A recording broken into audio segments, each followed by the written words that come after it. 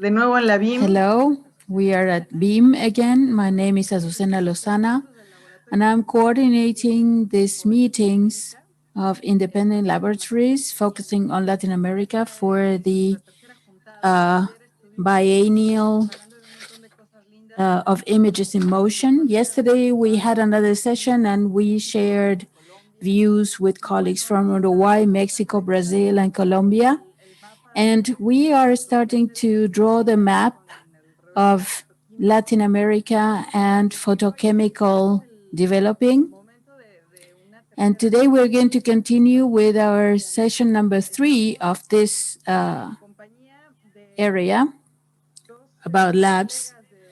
And I have to introduce our two colleagues from labs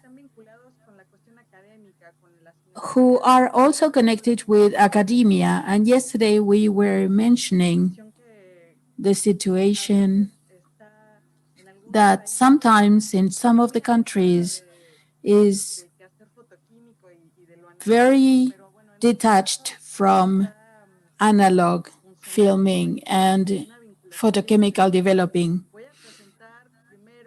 So, without further ado, I'm going to introduce our speakers for today, Soledad Colombo, who is someone we all know. She was at the lab of University of Cinema. This university is in Buenos Aires, and this University of Cinema is like a foundation, and Soledad is going to talk about that. And she's working in this lab. She has been working there for a number of years, and she is going to share the way in which they work and how they maintain the analog equipment and devices and how they connect with the community of independent filmmakers. And I want to also introduce our friend Nelson Vargas from Chile. In Chile, all the ways, all the paths take you to Nelson because he is the reference person when it comes to analog developing. He has been working with the University of Chile, but then he took his own path and now he's working more independently. So thank you very much to you two for being here. We're very happy to have these virtual meetings because 2 years ago we had our last meeting, but due to budgetary constraints, it was difficult to meet face to face. And now, because of the pandemic and the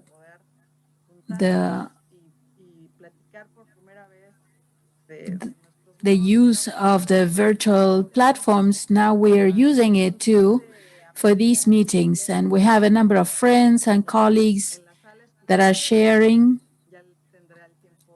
And in the final part of our session, we are going to have a Q&A to give you the opportunity.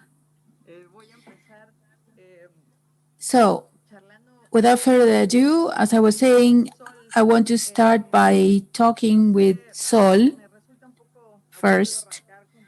For me, it's a little bit boring to read the bio to start. So instead of that, I'm going to give Sol the floor so that she can tell us herself how she started working at the lab and how did the lab came into being. How did you start work? Thank you, Azucena, first of all, for inviting us. It's great to get to know other people and get connected because it was always interesting for me to see what the processes were in Latin America. I started at the lab as an intern 15 years ago, and I started as an assistant. And then 2 years later, the person in charge of the lab decided to take their own path, and I took over. So I've been the face of the lab for 13 years now. The lab started in 1995, uh, trying to focus on production of 16 mil for the students. And at that point, the new Argentinian cinema wave was starting, moving on to this new format. And originally, it was black and white. And also, at that time in Argentina, it was very inexpensive to buy film. And we were working in a format that was inexpensive. And since it was black and white, it was also affordable, and it enabled you to have a quality that was good enough for a commercial release in traditional movie theaters and get to the more traditional distribution circuit. So it works very well at the very beginning. In fact, we started with Mundo Grúa by Pablo Trapero. It was a very representative movie at that time, and it was good for Argentinian cinema. And as I said at the beginning, it was just black and white, but in 2006, we moved on to incorporate color. First of all, we were doing the two processes in the same machine, and it was crazy because we had to change and switch to color and black and white, but then we decided to switch and stay in color because it was most of the movies. So whatever was done in black and white was processed in the color machine. We stayed and we decided to do the whole process with a color machine. And the other processes that we do was the passage of electronic or digital images to 35 to copy them and project them. But that process stopped being used because now we have in Argentina a lab that works with 35 directly. In fact, we did the printing of a process that includes the Argentinian flag, for example, and that was one of the latest ones we did. In 2010, we also incorporated a scanner for negatives. So whatever is filmed in 16 at the university is developed and produced internally at the university without having to go to another lab. Okay, all of this that you're telling us is within the physical premises of the university, right? You're working for student projects. Yes, exactly. You were saying that at some point you were working, collaborating with Cinecolor because they had the machines to do the other processes. But what happened when they stopped working? Well, apart from that, the university had an agreement with Cinecolor. So for me, it was very good in my years of training because I was very close to the people dealing with this color process, and she taught me a lot, especially when I focused many afternoons measuring curves, and Ines was explaining to me many topics that were connected with this process, and this was a very good training for me. She was a great master and a great teacher. I was hoping we might inherit something, but that did not happen. What we did inherit was a few projects. Since Cinecolor closed down, we did receive a number of feature film projects.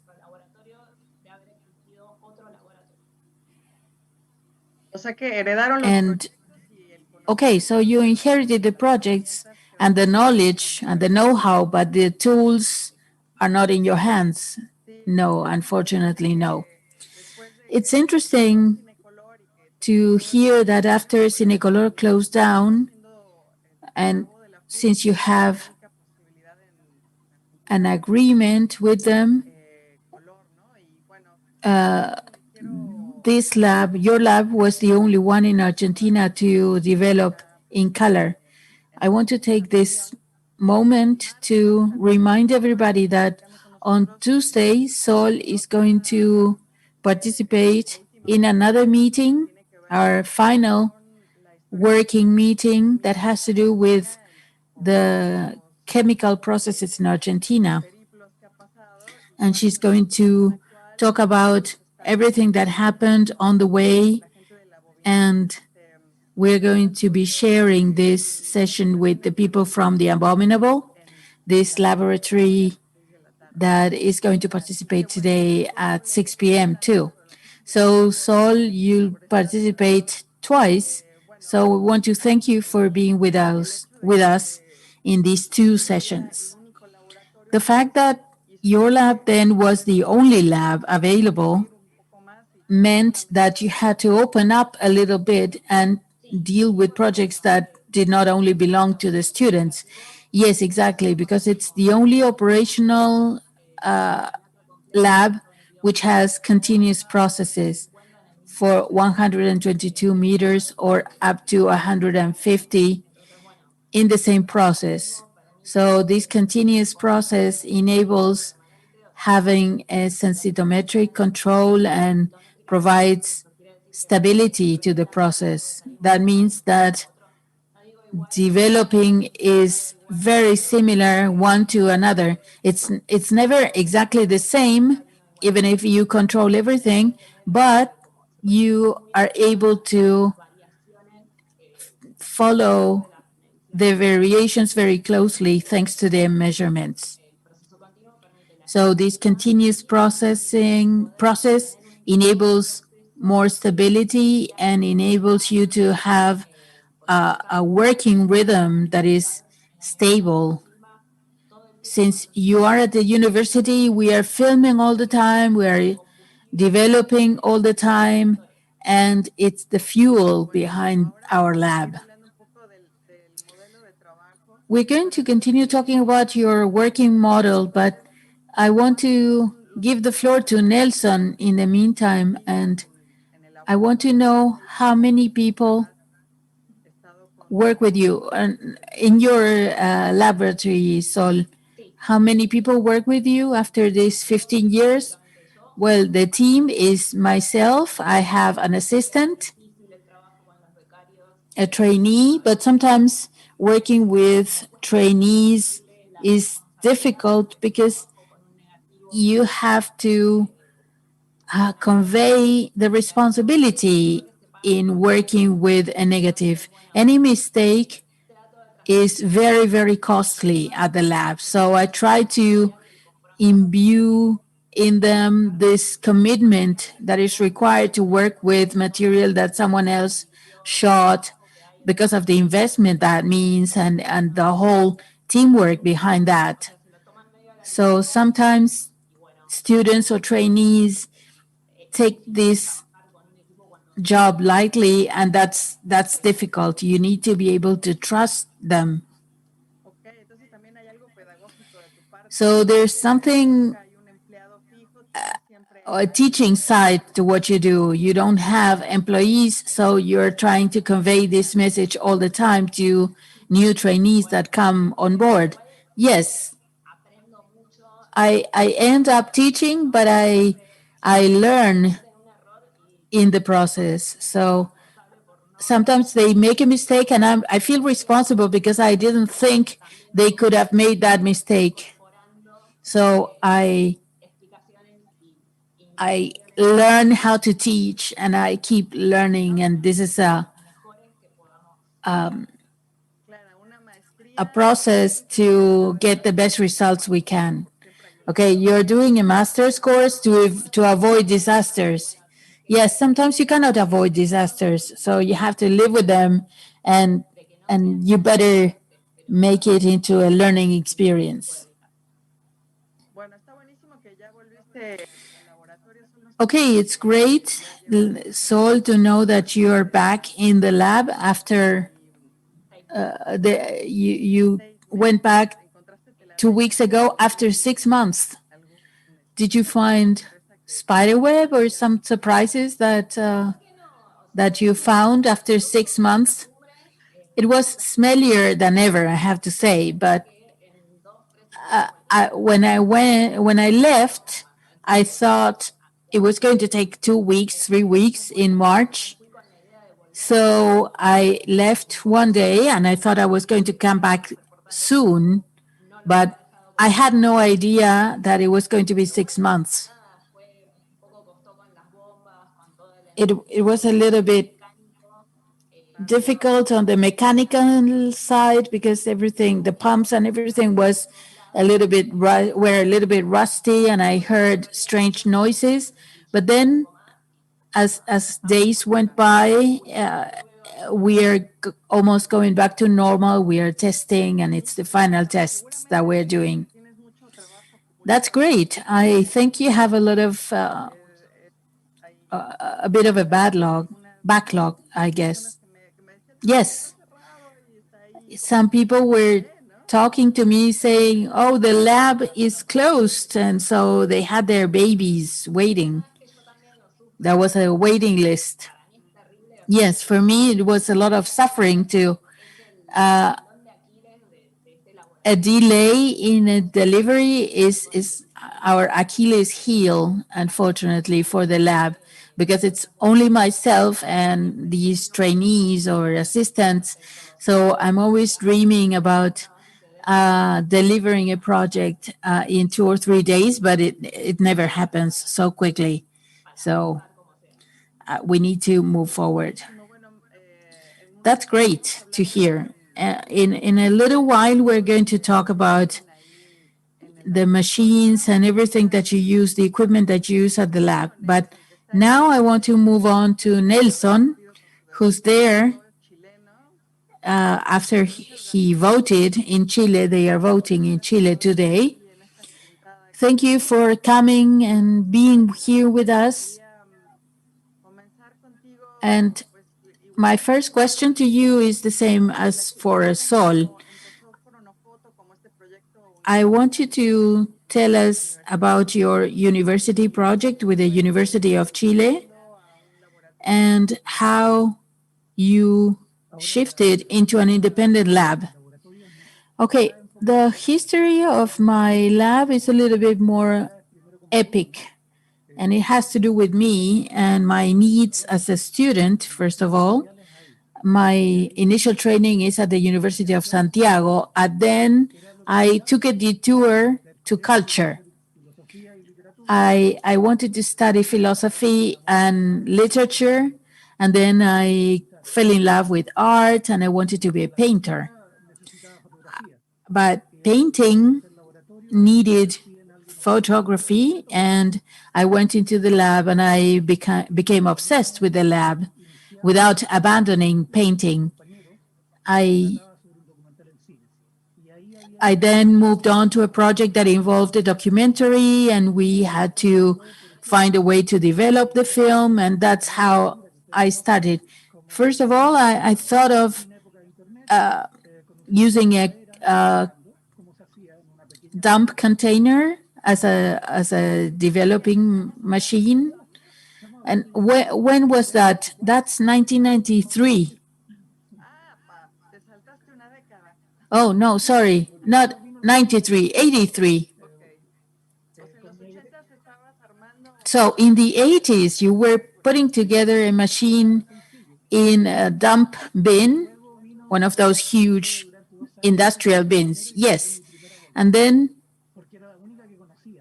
I bought my first machine because it was the one I knew, the one they used in cinema, and I transformed it into a copier. Those were my personal obsessions that made me take these first steps.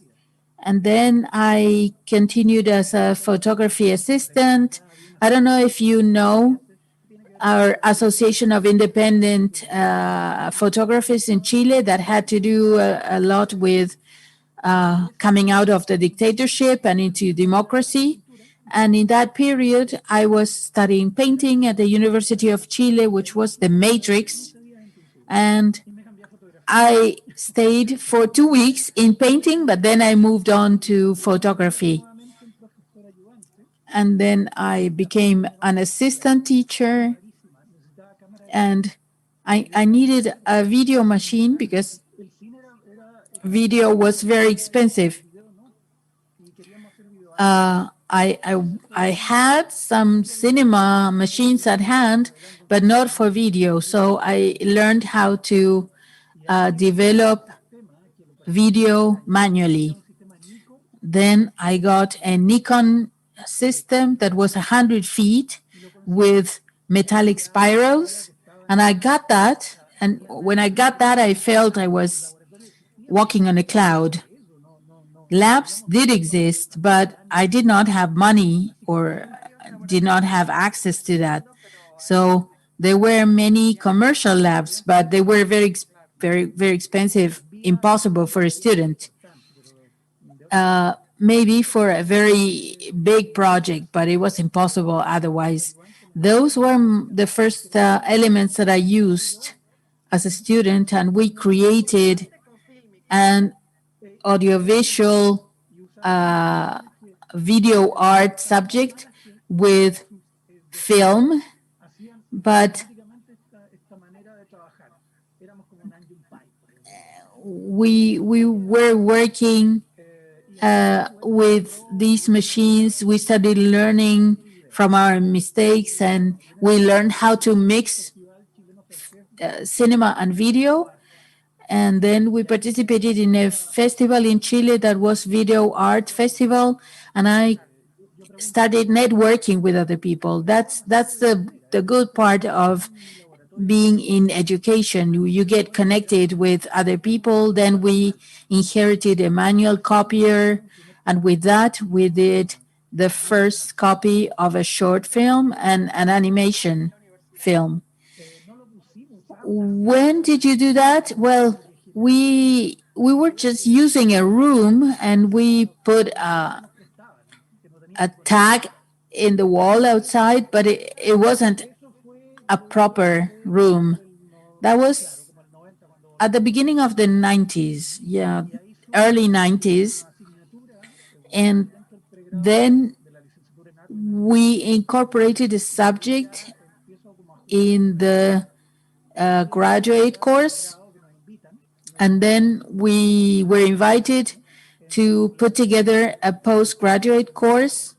We took like 3 years to do a diploma in cinema, and I was in charge of making people fall in love with our postgraduate course. We had to convince them that we had a lab, which was not true. The lab was just in my head. We had to be able to make that real. Together with another student and a teacher, we rented a house, and I was working in another project where I was teaching at a lab that belonged to Roberto Chignon. And the widow, when he died, the widow decided to sell the whole lab. But there was a machine that was not working, that she left behind in Chile, but the rest of the whole lab was moved to Peru with laboratories and all. I knew this machine that was disassembled because they had been working with this processor at the Catholic University. So I was familiar with that machine, so I bought the one that was disassembled from the widow. The widow looked at me like I was crazy, but in 2 or 3 weeks, I put it together. I put it back together. I called an engineer, a friend of mine who also passed away, unfortunately. And that was the first time when I revealed by the chemicals spilled all over the lab. And then I lived other disasters, like I gave someone the recipe uh, over the phone, and he prepared the stock for 1 liter instead of 10. He misunderstood my instructions, and he made a disaster. Now those people are my friends and they probably understand, but at the beginning it was a disaster. I ended up paying instead of charging for my work. But that was the beginning, the birth of this diploma that we put together in 1987. I was the head of that diploma. I taught the cinema lab classes and also photography. So you were in charge of teaching at the university. Yes, I needed to attract the students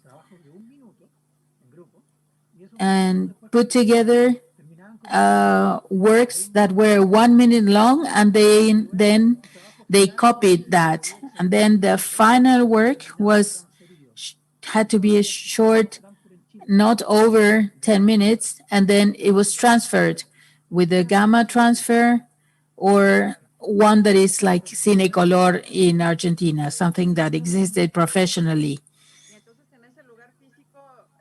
So in that place, you were associated with students and professors, and whoever came by the door would come in. It was very open door policy. One day, we got a visitor where we had to do a a developing process, and then we had to follow very strange processes because we were working with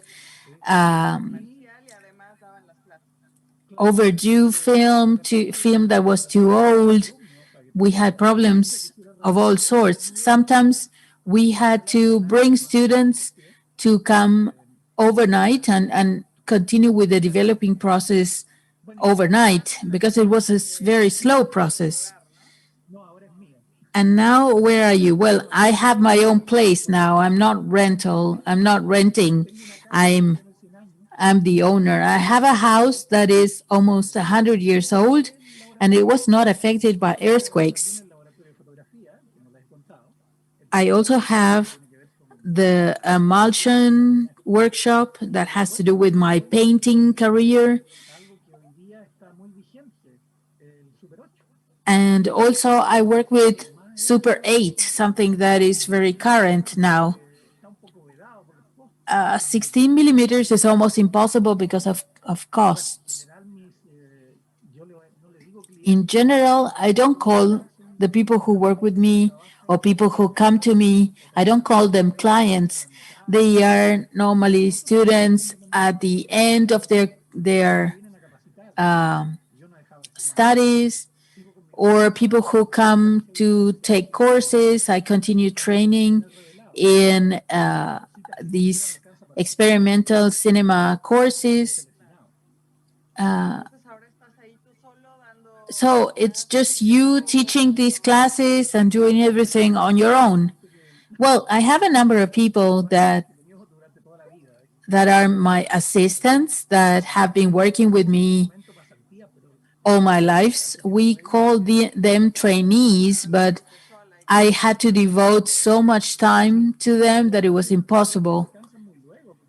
And it's what Sol was saying. Yes, and they get tired very quickly. They want a mouse to work. So when you tell them that they have to wait for 3 hours or 4 hours, they get impatient because people are used to digital now. Or strange processes. Sometimes I enjoy watching movies from the 70s, and I enjoy that very much. And for others, it means nothing. They don't appreciate that. So I think I enjoy that because it has to do with my training and with my early days and with the needs I had early on in my career.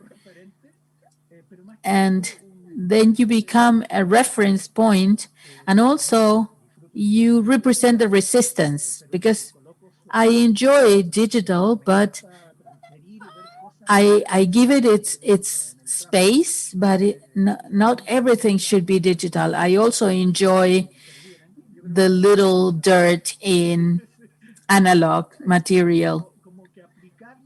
It's like it's like putting your thumb, your fingerprint on it. I continue working long distance with my students. I send uh, developed material, undeveloped material, and then they send it back, and we do the editing here. That is going to be our final exam because I'm not going to give up because of the pandemic. Yes, you always find a way to do all this,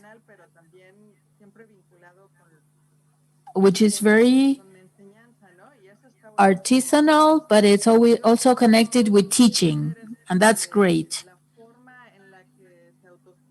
I want to understand how you sustain your lab through these workshops that you teach. So you are self-financed. Well, everything I do comes here. If I get a gig, get a job, if I get some money, I invest it here. And now I don't have to pay rental, so I can save a little bit. But that's very difficult. When I met Sol, I asked her how they obtain the color chemicals, and I used 6 months with the formulas. It wasn't like Andy Warhol or anything, but it made us very happy. It was more expensive to do this whole process, developing it, than buying it, but it was very. It made us very happy when I baptized my own fix, the Nelson fix. Okay, now you can commercialize that. That is one of the points that we are very interested in. And Sol, I'm going to ask you about this because this is something that came up yesterday.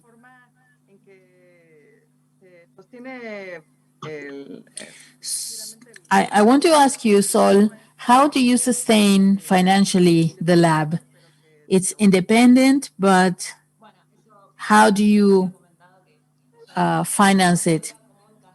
I I told you that I didn't know exactly how to talk about the lab in these meetings because it is a completely independent lab. Sorry, it isn't a completely independent lab. It's maintained by the university because it's part of the training of the students. So it is maintained by the university. The university is a private university, so that's what we do. Yeah, but it's a foundation anyway, so the university includes this, and it's a tool for the educational system, right? Yes, especially when the university participates as a co-producer in a feature film, for example, they contribute with the whole process. So that goes direct. Those costs are covered, and if we had to pay them, it's very high costs.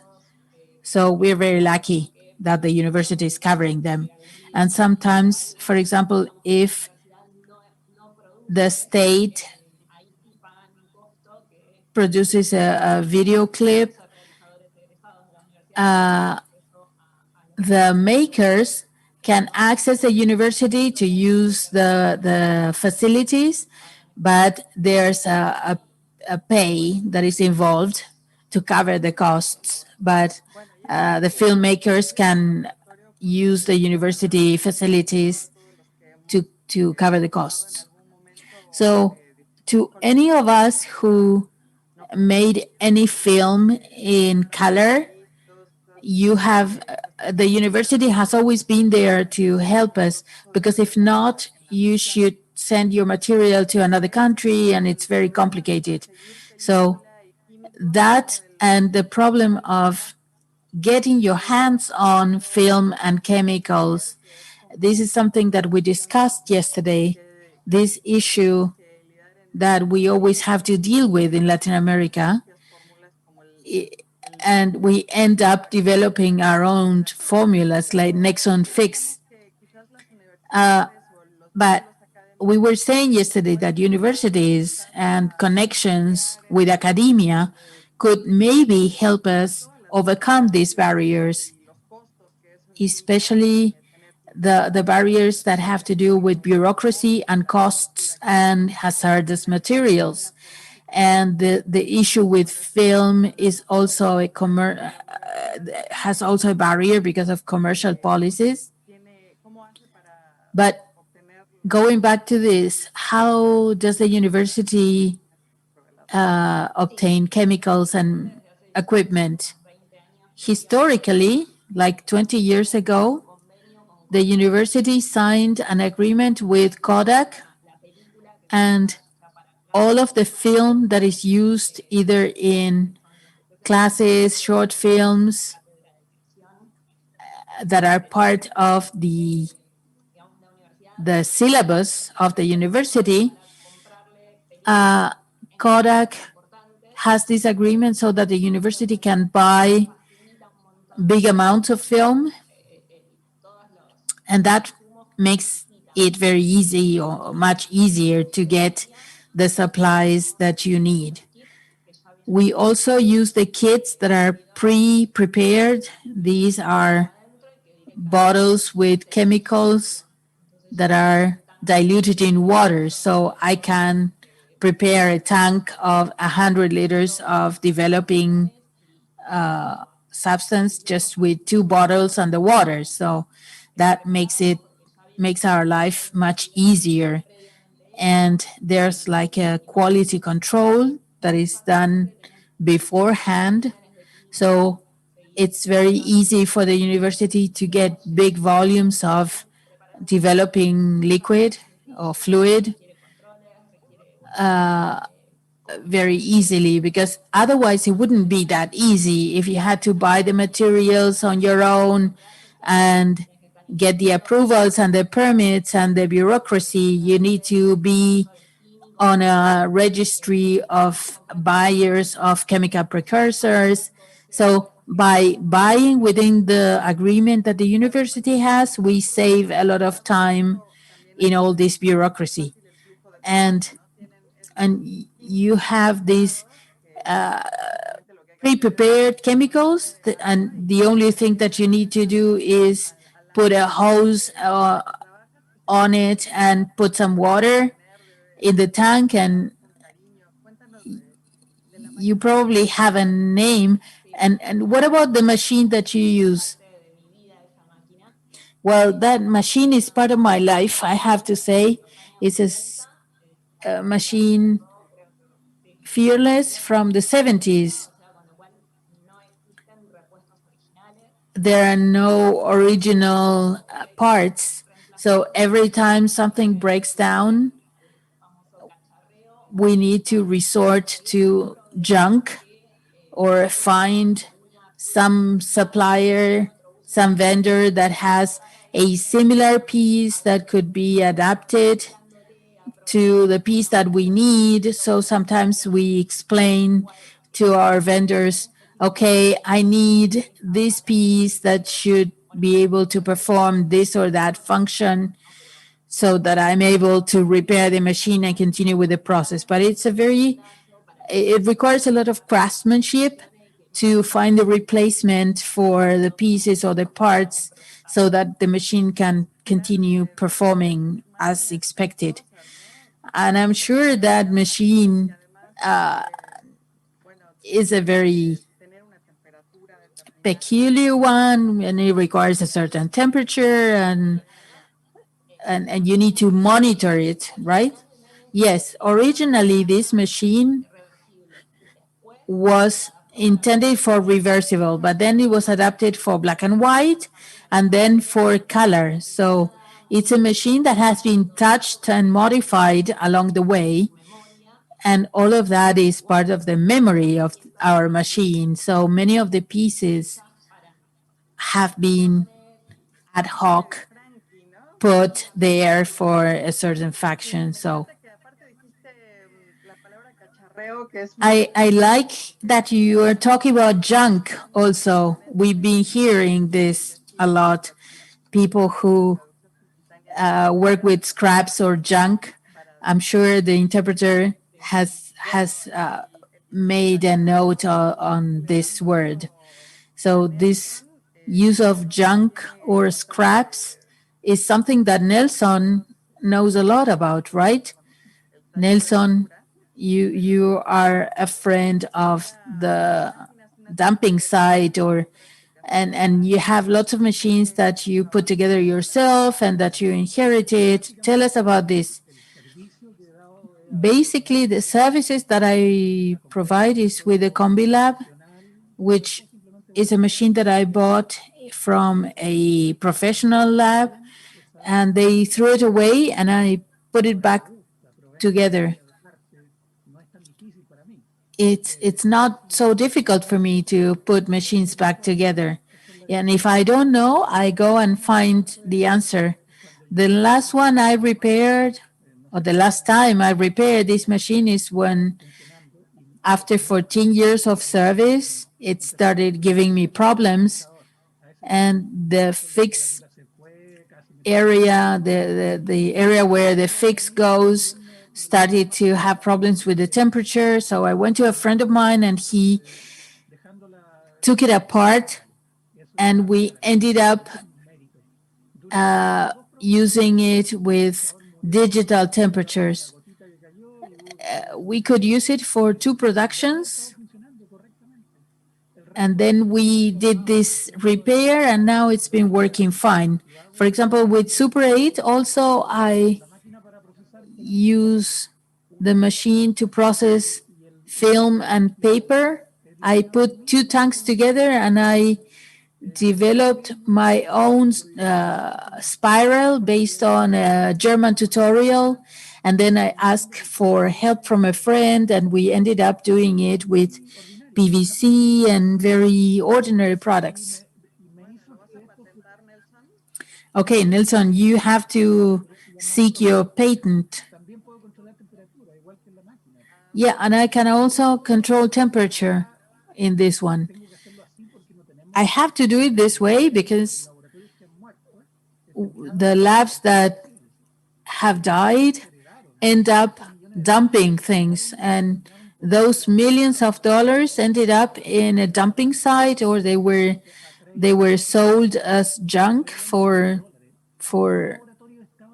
a few pesos. And these 2 labs were impeccable and they were perfect. I used to work in one of those labs doing black and white. And for a few years, I had a very good relationship with this lab. And they ended up throwing everything away. And now there's an apartment building in that on that site, and then none of the universities accepted uh, any of the equipment or the chemicals. Unfortunately, that's the history that we hear once and again in Latin America, of the countries that went from the big industrial uh, age with the big machines to small independent filmmakers. It's difficult to find the chemicals too, and the film. What happens in Chile?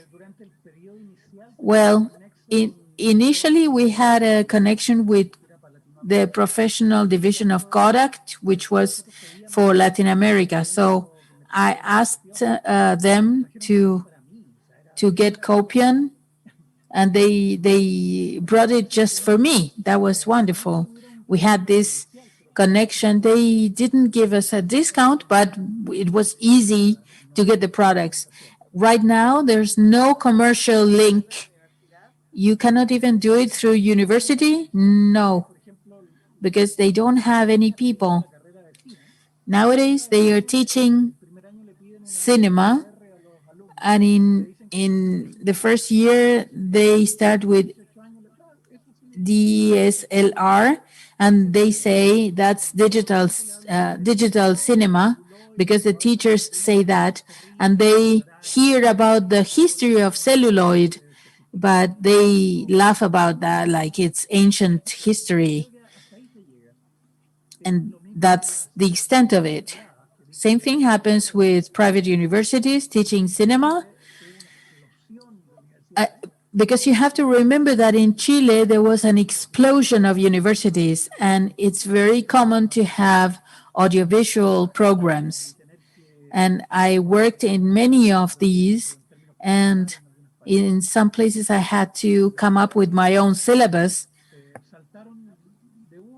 But the reality is that they are teaching television directly without teaching any of the other stuff. And we don't even have a TV industry. That's why we, I was mentioning that I teach these resistance workshops. I teach analog as part of the resistance, and I love it. The same as this opportunity, because it's difficult to to talk about these things. You don't find anybody. Sometimes I have a correspondence with Sol to talk about these things. The chemicals is also a problem. You mean the chemicals for formulas or the pre-made mixes? Is it the Kodak mixes? Yes. Or tetanol, sometimes you received it, but now it disappeared. I could do Super 8 with tetanol, but it's very difficult to get, and the prices are so high. And on top of that, you have to pay a huge amount in taxes. So in the end, it's impossible. And what about color negative? Are you able to get the chemicals that are sold for cinematography? Well, I have done that. They had brought in their laundry when they come back from a trip. They bring some CD3 or CD4, but it's not that cheap either. But those services had to do with my personal preferences. I normally my clients don't ask for that, except when it's a very special project. Yeah, in our region, we don't have everything at hand, but rather you need to. This is just something that responds to a very specific need. Yeah, this has been a beautiful collaboration with some people at universities because they can visit me as if it is homage.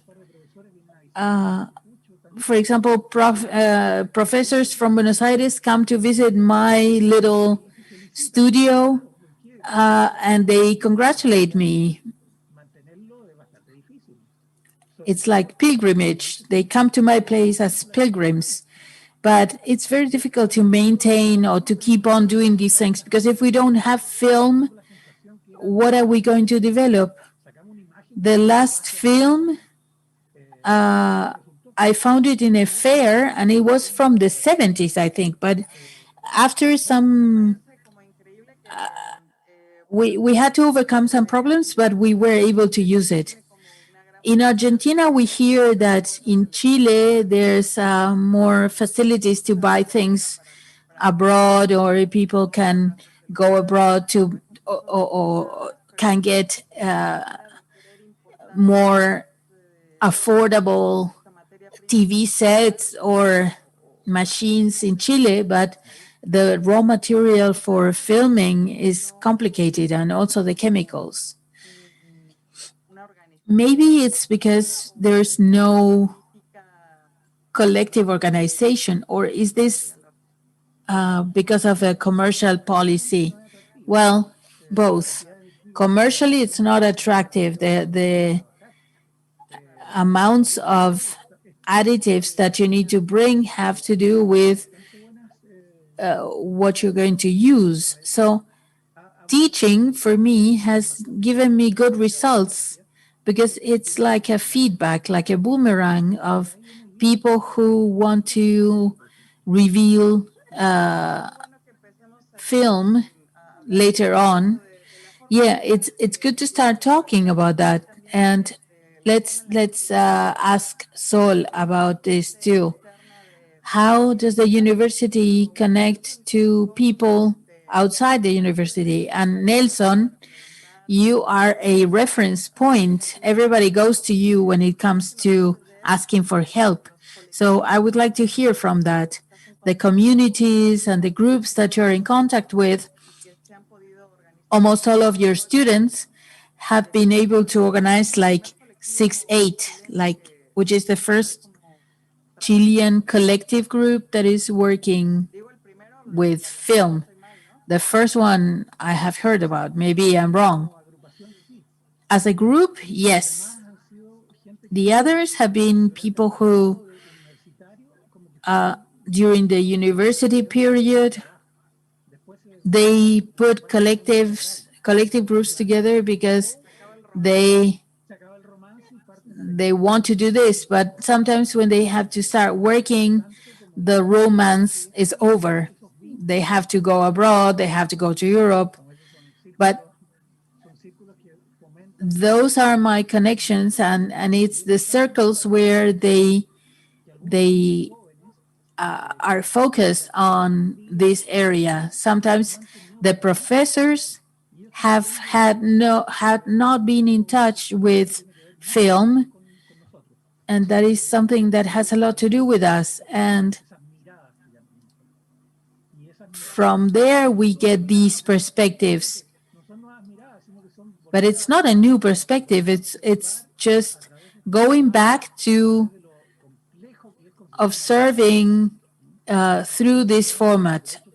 But our Super 8 machines, for example, our cameras are like 40 or 50 years old, and but there are more and more, I have to say. What is difficult is to develop a small industry. I was thinking about Sol. My former students got in touch with the university in Argentina, and they were able to develop film, and the costs were very low, and it was wonderful because they were able to get cans of 16 mil, and that was spectacular. But I don't know to what extent a private university can continue doing that unless they use it as good marketing to promote themselves. Yeah, it's connections and nodes and groups and that are getting together. And that's why BIM wanted to organize these conversations to foster these units that are coming together. Most of the filmmakers that are working with film continue working with Nelson, for example. For example, Tiziana and Munoz, they were doing things with you. But the connections and the contacts, whether they come through the university or not, they help a lot to provide continuity to these projects so that the romance doesn't end abruptly. So it's great for the University of Cinema to open up to the possibility of having other projects. We have a few links with short films that were made in the labs that are participating here, and we want to invite you to tell us about these short films. Tell us about the short films at the FUC. Well, those short films have been especially selected for the BIM, especially because they were entirely processed at the university. And they have certain peculiarities, like, for example, one is called The City of Jovino, and it was filmed in positive copy film. It was a can of a virgin material that I got. I gave it to the director. It's a movie for the lab, for lab use.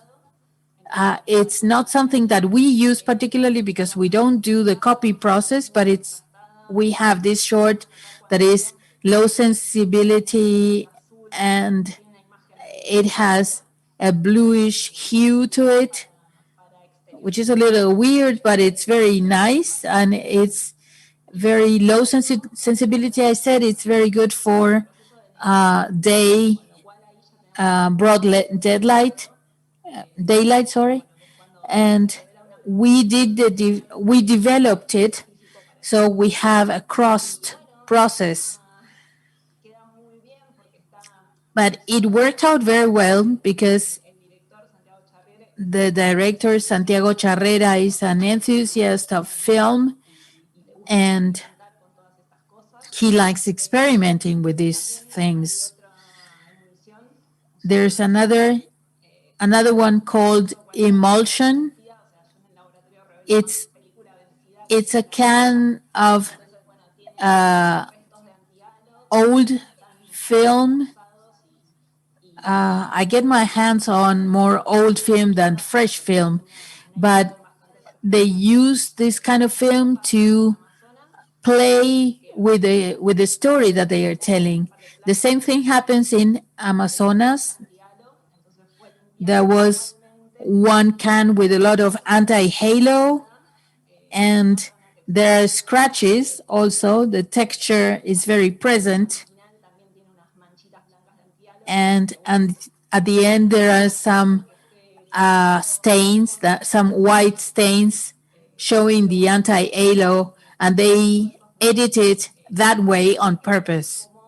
So it's good examples for you to be able to see how the film itself, the raw material, plays on the narration that is being told, the story.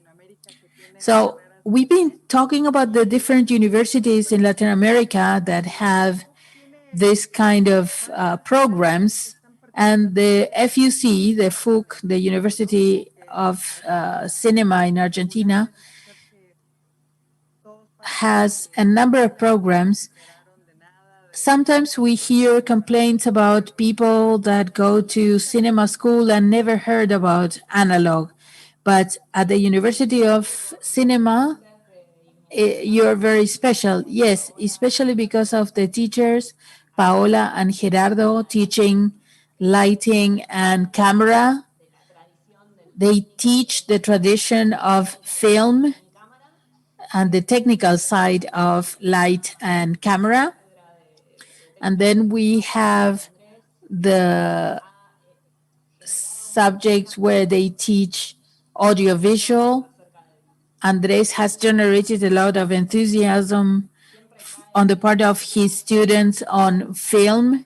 So you always get students who come and ask questions about the lab because they have heard about Andres' work, and they come to the lab, which is like an information center to a certain extent. And we provide data on film material. And last year, I also ended up developing a project from the animation program where they also conducted a process, and they also show enthusiasm about film. And I think it is very important to continue using film, especially when you're teaching how to record an image without seeing it right there and then. So for us cinematographers, this forces us to imagine what we are creating. So that implies an exercise that is very important, in my opinion. And I think all the students should go through that experience at some point in their studies. It's very important. What you're saying is very important, because sometimes it's not enough to have equipment that is available for the students when we talk about cameras and equipment, but also this teaching about the methodology and the timing and the way in which you imagine a project when it is not immediate as we are used to in the digital field. Yes, and there's a discipline that is connected to film that is quite hard. And as I said before, the errors are costly. An error at the lab could mean a disaster for the filmmaker. So that that also has to do with the shooting process, how you handle the equipment and how you prepare to shoot and how you handle the cans of film, etc. Yeah, also the FUC has students from different countries in Latin America. So it's a university where you don't have a majority of Argentinians. There are many Chilean students, for example, as Nelson mentioned. And what about the university in Chile, or the universities in Chile? What can you tell us, Nelson? Well, the last school that was using film was the Cine Chile school. Up until 2 years ago, we were working with students. In my case, not through the school, but directly with them. I collaborated directly with them, and we had very good results, especially regarding experimental work. And they just came by the lab. I got to know them. We worked for 4 years with mixed techniques, Super 8, video, color negative, black and white negative, and that was 4 years. But there are some projects that are still there, but have not been edited yet. And I was thinking about how rigorous you have to be when you work with film. It's guerrilla work. I have never stopped filming, and that makes me very happy. But as I said before, what I notice is that when it comes to money, they all decide, the schools decide to go to digital. And that is very bad. It's something very bad that I see nowadays. But I also see it as an opportunity. When I was the head of the diploma, there were converts that learned about film and now they are people that are doing their own feature film, uh, or they have become producers, and they have learned this rigorous methodology involved with filming. You had 3 cans, you had to use those 3 cans. The same thing happens with documentaries. It's not enough to have $50,000 to for a film. That wasn't enough.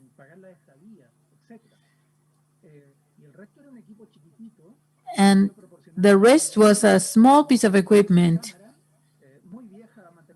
And we had a very old camera to use, and then we developed it, and we were so happy when we saw the image that was coming out. It wasn't fresh film, so it was a wonderful thing to develop that film. And I still feel that, and that's the fuel for me. If I don't get that thrilled about developing film, I'm going to die. I think that is what keeps me alive.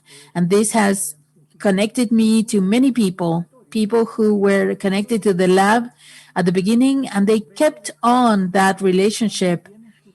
And I see them succeeding in their film projects. They still have this enthusiasm. Since I'm a professor, I try to keep that alive. I also got connected to people in Bolivia, Peru, and Latin America in general. Even if they do TV, I think they continue working about this working techniques and working methodology that is much more rigorous. As Sol was saying, the Remjek was a nightmare for us, but some people see that and find it wonderful when they see a video clip, for example. And for me, it's rubbish. But it has to do with the aesthetic perspective. It has to do with us coming out from art schools. I never stopped painting either. And I keep active. Okay, yeah, that connection between uh, painting and film has a lot to do with the emulsions that you're putting together. Well, this thing with the emulsions is older than film for me. I still have some tests that are in the water now, and those tests are going to be transferred to Canvas. I don't know if you know, but in Chile, told us that we were supposed to put away 10% of our savings for our old age, and I'm going to use that money to work with negatives that are going to be transferred to the canvas by contact. But I'm going to do that in big formats. And I try to be very rigorous when I do this, because if I fail, there's no coming back. And can you put those emulsions in a film support? Well, yes, we have done cyanotype for very short ones. I saw some work from people from the UK with emulsion support, and I've done it in some other platforms. And I need to find people who are interested in doing these short residencies. I'm going to call them short in-lab residencies. That's what I'm going to call them. That's great. And what's important here is to have this collaboration. So you are putting the gang together with people from all over the region. We're talking about neighboring countries, so the exchange is easier.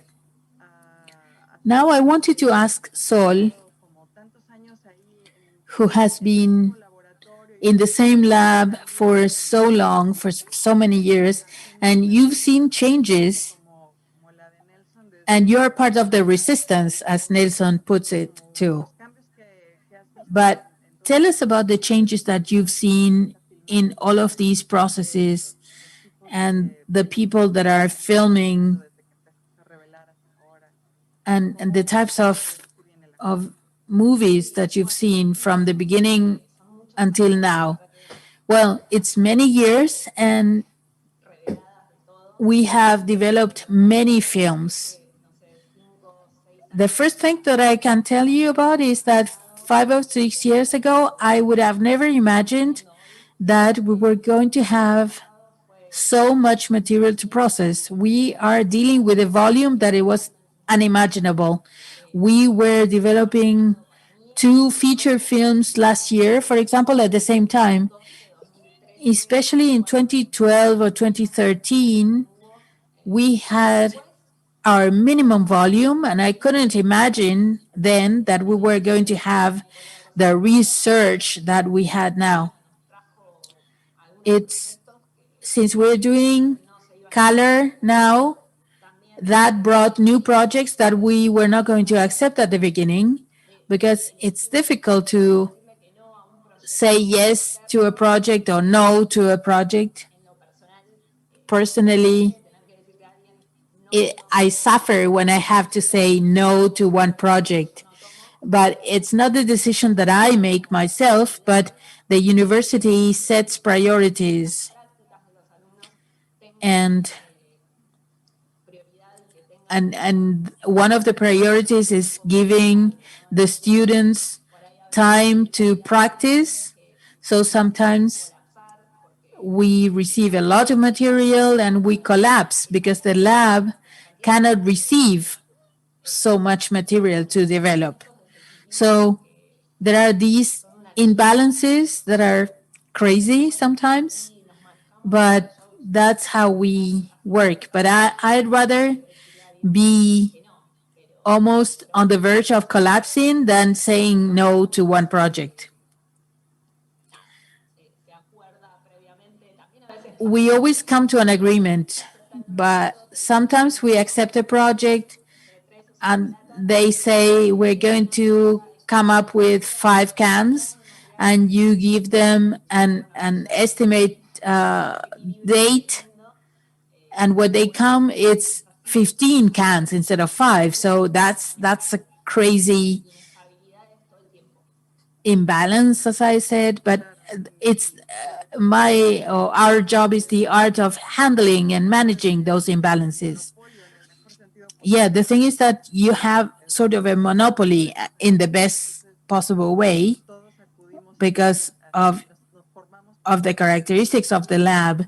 So we all come to you and we accept that we have to wait in line. Yeah, sometimes we feel that pressure because it's a little bit extreme to think that I am the only one doing this job, and that is a little bit stressful for me.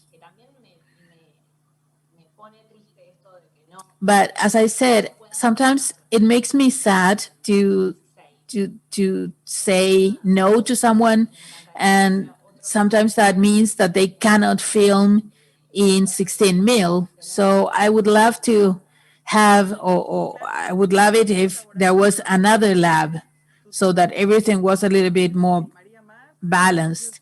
Yeah, because if there was another laboratory, it wouldn't mean that you have less work. It would mean that there are more opportunities to film more. Yes, for example, now in these 6 months that we were closed, some projects had to go somewhere else. For example, there was a project that had to go to Mexico because they couldn't wait any longer. But as I said, it would be great to have another laboratory. Yeah, yesterday we talked about the pandemic that meant that everything was or came to a halt.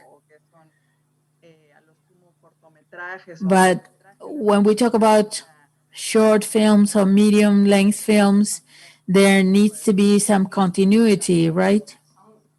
Yeah, a feature film is complex. I am very moved by people who come and say, I'm going to film a feature film in 16 mil, and I am very amazed. Making a feature film in Argentina is difficult, and making it in film, in analog format, in 16 mil, that's almost impossible. But it has to do with what this filmmaker wants to say, and what is moved in them to choose this format. Some feature films take a long time. There's one that is still in process, and they started in 2016, and they get the funding and they film for 3 months and then they stop. So you have to keep a lot of information and have files that tell you where the cans are and what you did, and you need to be very organized with the material that you receive. Yes, and of course the service, apart from develop developing, you can digitalize the material there, right? Yes, it's a card that is 2K for DMX at 10 bits, and we are fine. And the short films end up being 2K. That's what we do. That's another service we provide. Fortunately, in Argentina, we are going to refer to this on Tuesday when we talk about all the things that can be done in our region, and the fact that we can do 4K with Gritty, our friend. But I wanted to ask Nelson whether he has digitalization services apart from developing. What do people in Chile do about this? Look behind me. You can see my video console. This console was another crazy thing. This console was the transfer in the 80s. I don't even know how much that cost. Is that where you do your video art? No. That was a camera that had tubes that was like $12,000. And someone said, you're interested in this? Well, you're a crazy person. You want it? You can pay it any way you want. Well, and I bought it because before that I had to rent a camera. That was used, that console was used to transfer the 35 ads to video. I think that Matias would be crazy with this. It's very stable. And if you have a very good camera, it's a wonderful transfer. You just take the tray and it's 16 or 35. But I don't have a transfer because the cheapest one is around, I don't know what amount in dollars. And Matias put one together, but it's not 2K though. The 2K that they have at the university is a professional equipment. Here we still have Chile Film, and we send our material there. Fortunately, they are working. If their equipment breaks, they cannot repair it because of the cost. Or what do they charge for that service for digitalization? Well, the thing is that we still have a university agreement. We have the same prices. Before we had Gamma, and we had a very special relationship because I could take my students and they could learn there. It was beautiful. And but almost always we were short of money, but it was a friendship thing. I worked for them for several years, and they helped me maintain the house that I had at that time. But right now, I don't know. It's a project of mine, and I think I'm going to do it. If I don't get sick with COVID, I'm going to do it.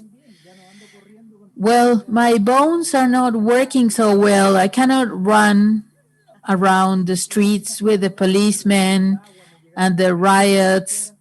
I cannot be on the street covering a riot, although I would love to. But there are certain things about my work here that I have not solved. I have always been devoted to education, but you have to do things.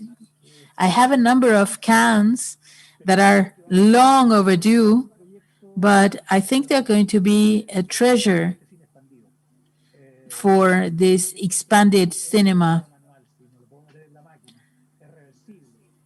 It's manual developing, which is reversible, but not all of them are going to be the same. Anyway, I don't expect for them to be the same. I want to get images just for projection, not for transfer, for example. Those are the things that I have on my to-do list. I have a slogan. Every day I wake up dreaming, and all of my dreams have to do with film. If I run out of dreams, I don't know.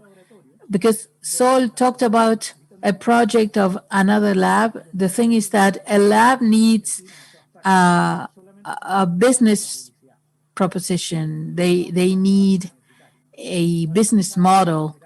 They needed to be involved with advertising, because if not, they couldn't maintain themselves. It wasn't with universities. It wasn't enough for rental. And this group that we talked about before, this 6-8 collective group, could be a model for artists, for an artist lab. Do you have an idea how they work and whether they pay a membership? Yeah, it's similar to what is done in Europe. You collaborate to maintain the physical space, and the others collaborate, and you receive contributions. In Chile, we don't have any labs. Yeah, everybody calls you Nelson. Yes, sometimes I remember the formulas and sometimes I don't. I have good memory, but not so great. But it's a challenge. Whenever it works, the results are something beautiful. But there's no state support for this time of project or grants or something? No.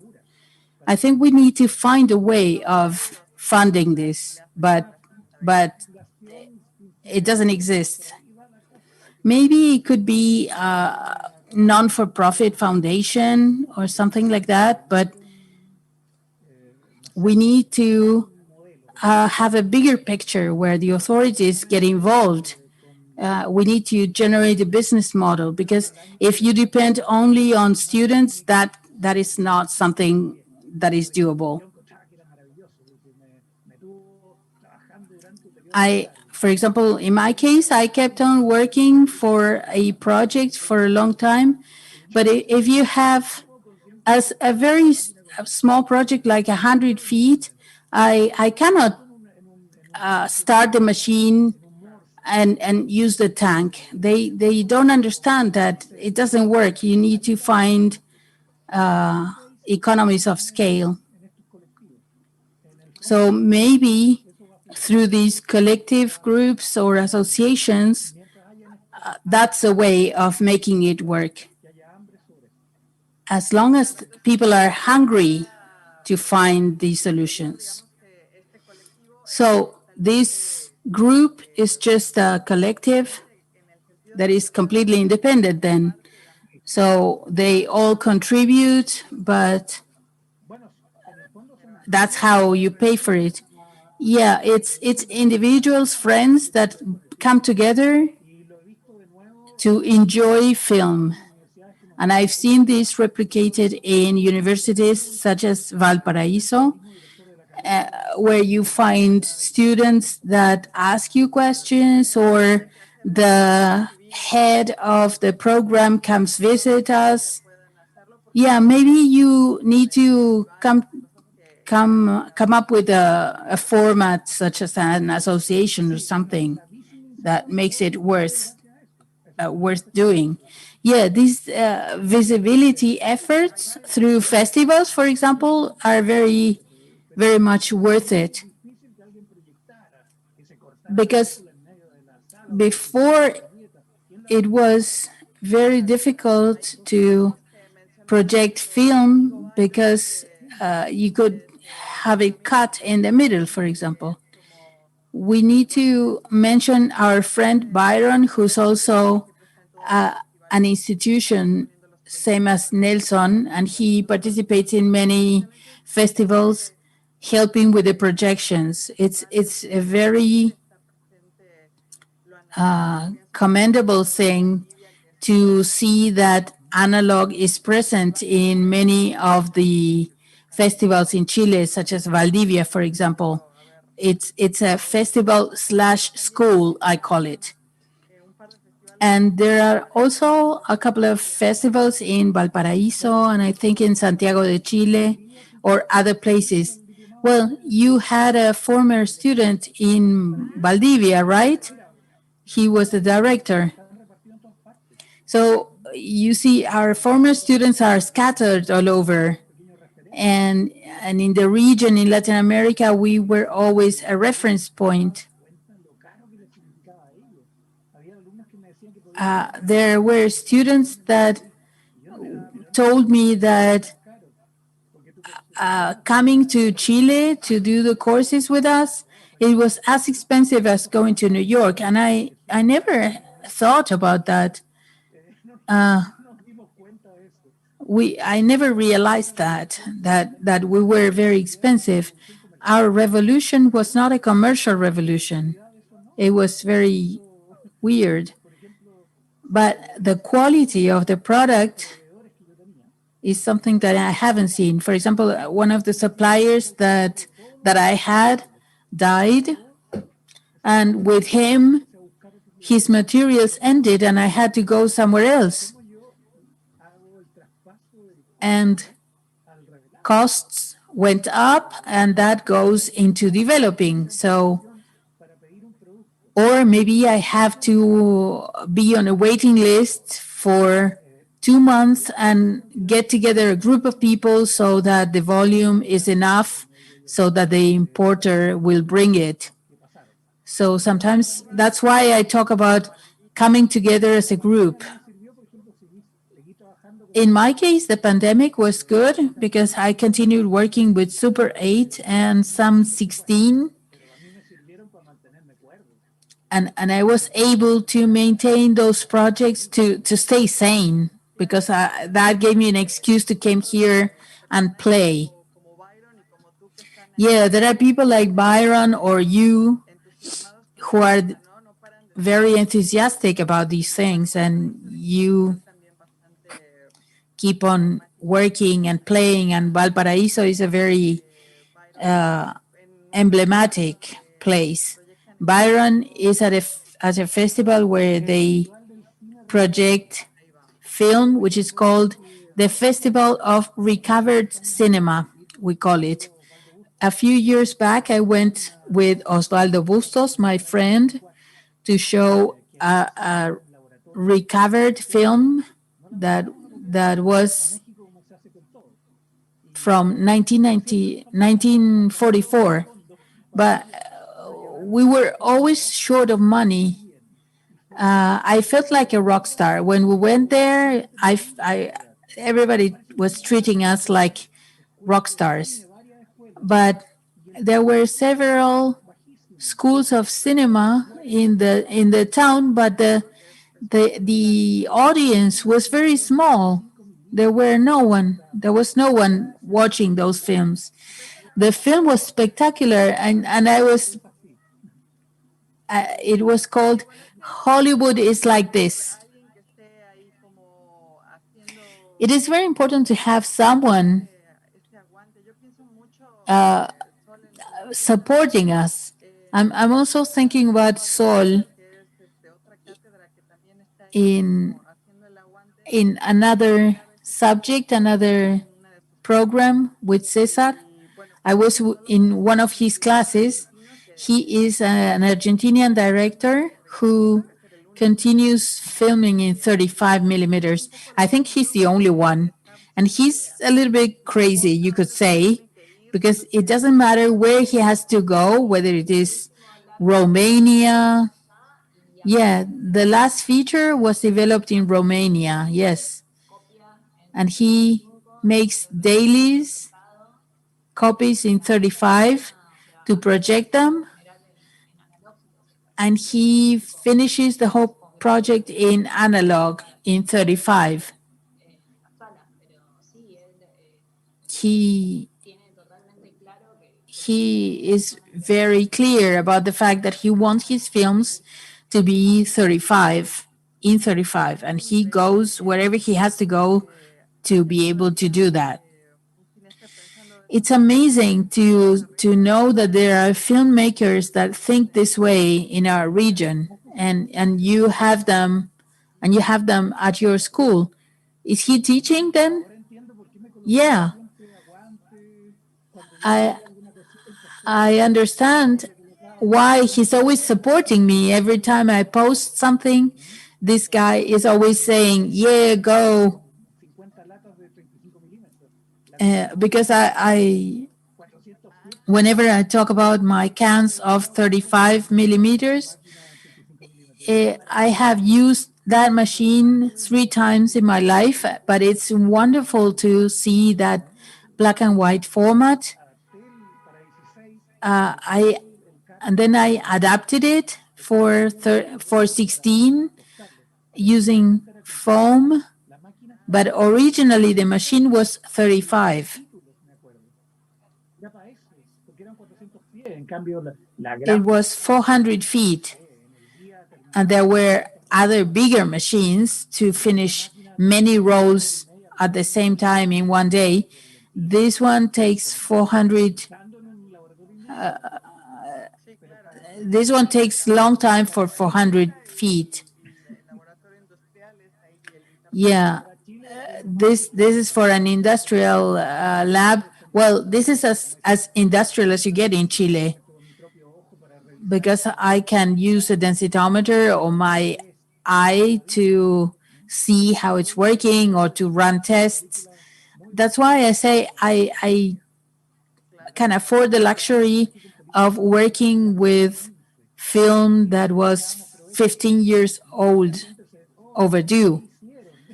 And but we experimented with that because the film was 80 ASA and it ended up as 50 because of the developing process. But it's guerrilla filming, and it's this hunger that I talked about. Yeah, it's the Latin American thing about squeezing the oranges until the very last drop. So, Sol, please tell me, now that you're going back to activating the machine, do you have any projects or any work plans for the lab? Well, the idea is to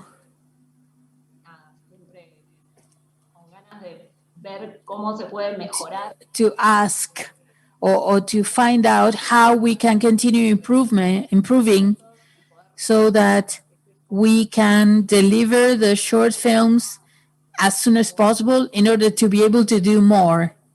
I'm always thinking about ways in which we can increase our productivity and get more material and get it out sooner. That's my permanent objective. And then, if we talk about the lab and the experimental side of it, I want to continue studying and see how the process can be adapted to different projects. For example, a few years back, I also use overdue roles because sometimes that's the only thing you have to film. We have mixed emotions. We have these films. We're going to use this to film. It's like the living dead. Yeah, we always run a test because maybe the filmmaker is imagining one thing and you have these overdue roles and you don't know exactly what they are going to look like. So I always encourage them to do a test, to film a test so that they know what to expect in terms of image.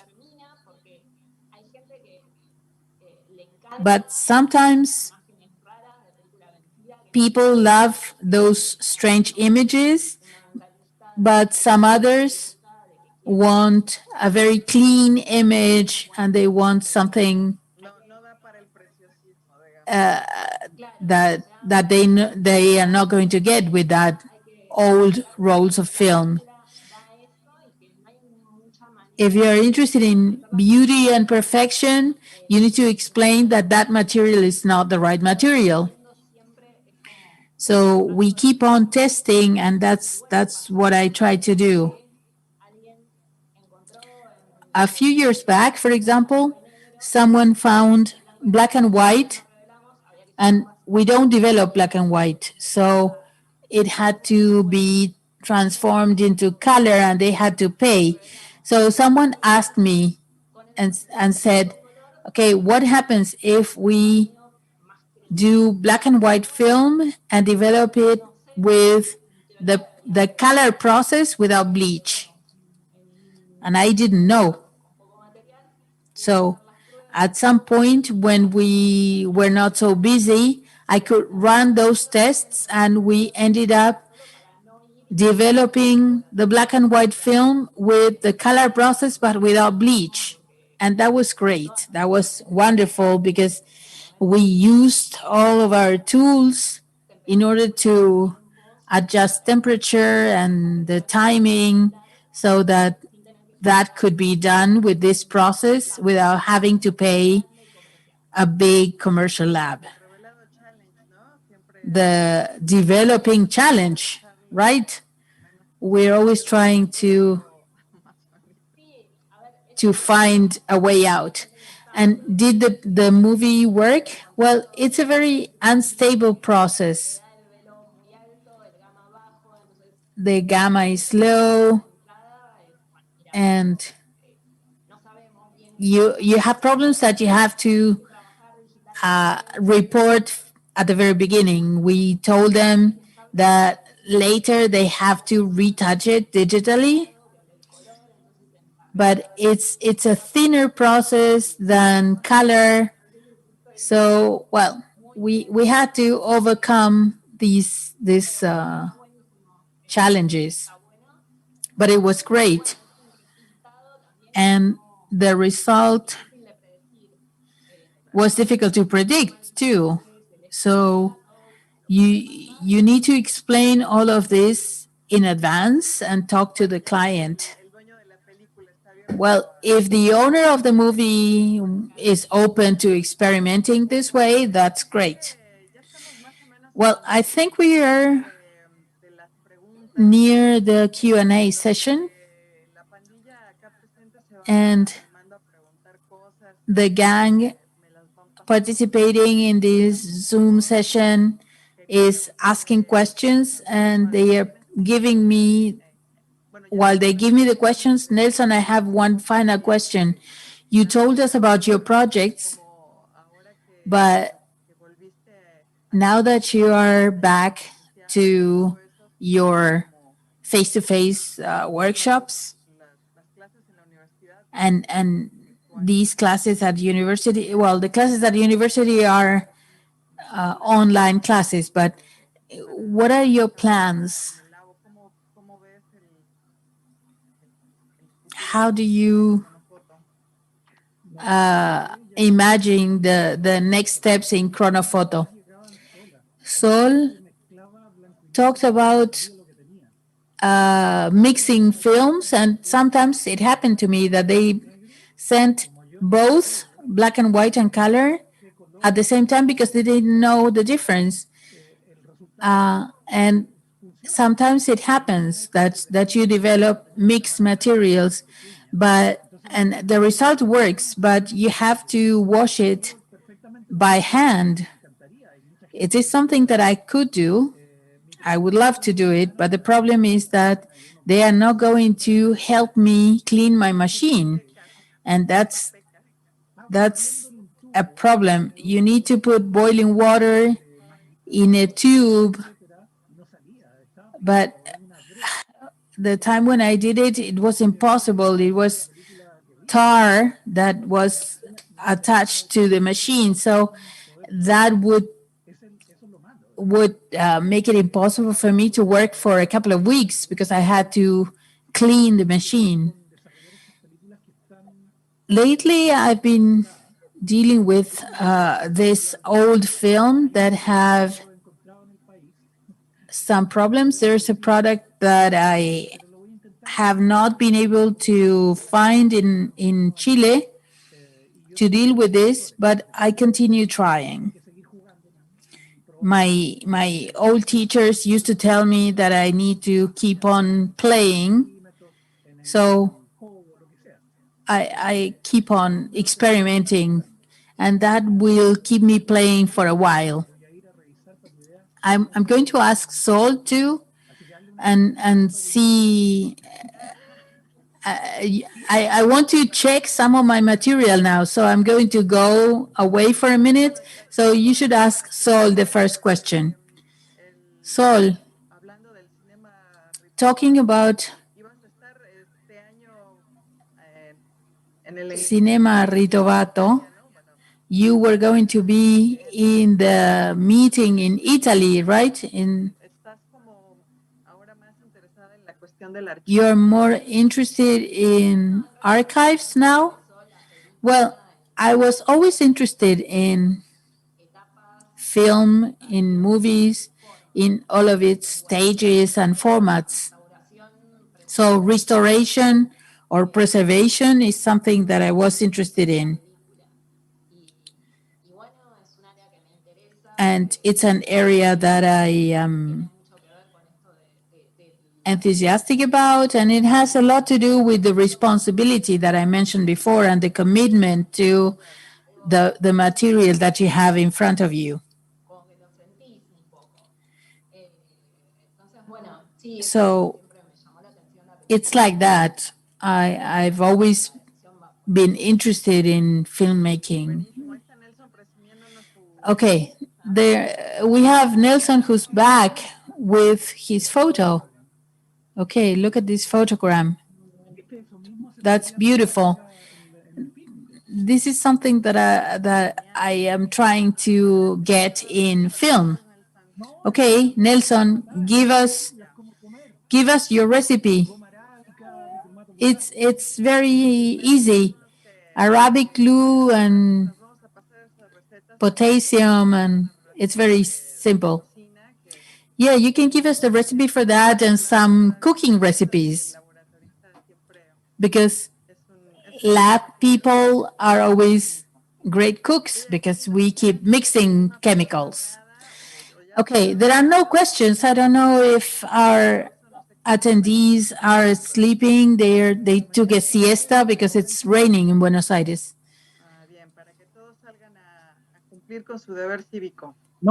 Okay, and in Chile, it's a sunny day, and everybody's going to the voting sites. I went to vote early in the morning, and there was no one. I didn't have to stand in line. Okay, we don't have any questions. Okay, well, we don't have any questions. I think you were so clear that there were no questions. Does anybody want to unmute their microphones and give us a comment, or are there any hands or comments? I do have a question. There are many friends who couldn't see this because or couldn't participate because they were going to vote. Yes, you can access the YouTube channel and you can see it. It's going to be in the biennial YouTube channel. You can go there and see our sessions. We have Jorge from Arcoiris saying hello, and he's asking for the formula of the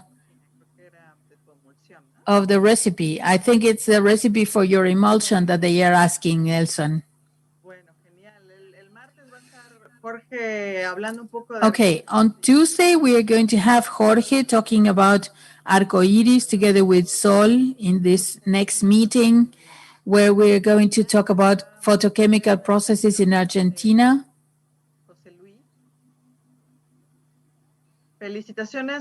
We have a comment from Jose Luis. Congratulations and thank you for this great conversation. Nelson is a champion. Well, of course, there's many fans because I've been teaching for many years. Also, the people at Beam are asking me to remind you that in beam.com.r you have the schedule of the works that were curated, which is called Looking You in the Eye. And they are available on our website. And Lucas has just entered the link in the chat so that you can check that,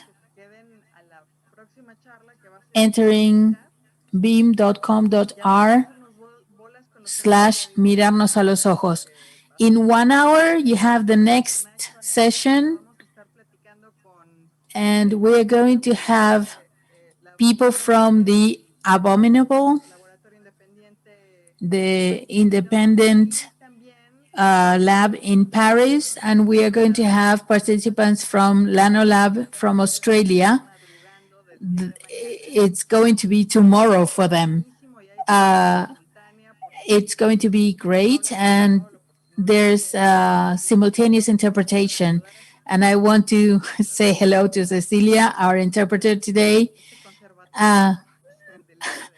who is doing the English version of this conversation. And I want to thank everybody at Beam for the great work they are doing. I want to say thank you to Andres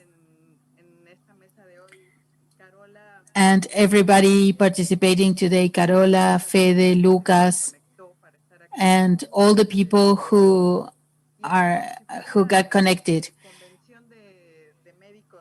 And with that, we're going to go to our coffee break as if it were a medical congress. We're going to rest a little bit from the screen, and we'll be back in an hour.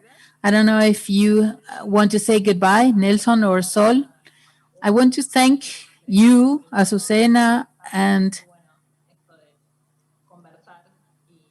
I think it's a very good idea to have this conversation to talk about what we do at the lab. The labs are a little bit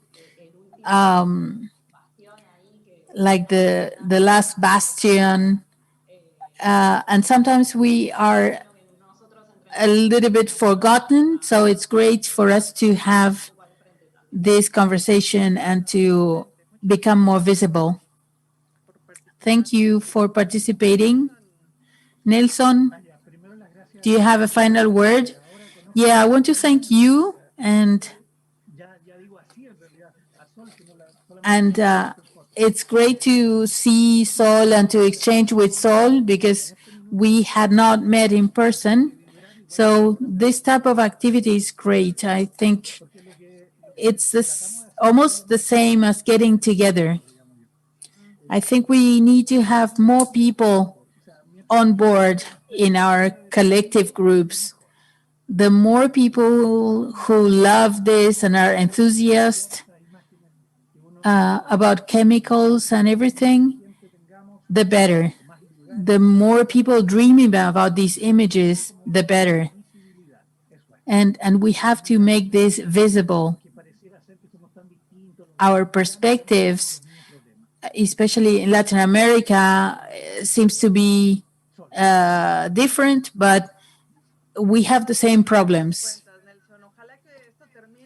What you're telling us is great. I hope this ends with an agreement between the universities of the two of you. Someone is asking about Sol's contact information.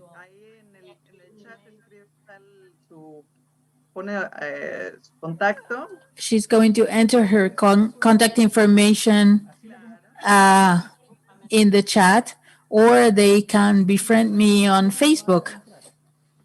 If you come with good intentions, she's going to accept you. Hay varios directores de acá que han mostrado una cosa diferente. You never know when someone comes with good intentions or not. Anyway, but that's another conversation. Another conversation about industry gossip. So you have Sol's email right there. You have to copy it before we close the session. But my email is in some of the biennial publications or sliders. You can find it there. Well, it's been a pleasure, my friends. Best regards to everybody who was participating and listening in. And this is what we generated during this conversation, in the time we were having this conversation. Okay, see you in 1 hour, everybody. Bye-bye. Bye. Take care. Stay safe.